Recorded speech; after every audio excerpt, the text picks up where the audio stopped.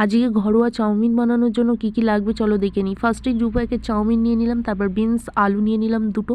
নেওয়ার পরে কড়াই জল দিয়ে দিলাম, কড়াইয়ের জল গরম হয়ে গেলে একটু রিফাইন অয়েল দিয়ে দিলাম যাতে চাউমিনটা ভালো করে ঝরঝরে হয়।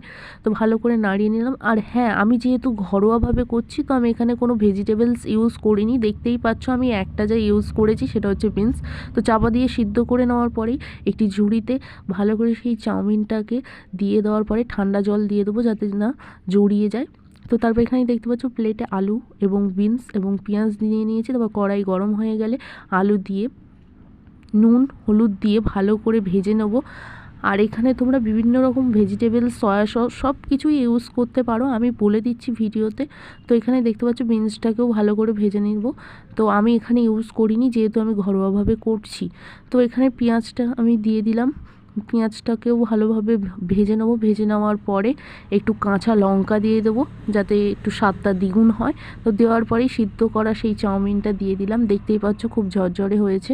তো দেওয়ার পরে ভালো করে নাড়িয়ে নিলাম, নাড়িয়ে নেওয়ার পরে একটু ভাজা ভাজা করে নেওয়ার পরেই আমি তুলে নিয়ে সার্ভ করব শসা এবং সস দিয়ে। তো এটাও আপনার বাচ্চাদেরকে করে খাওয়াতে পারেন, বড়রাও খেতে পারেন।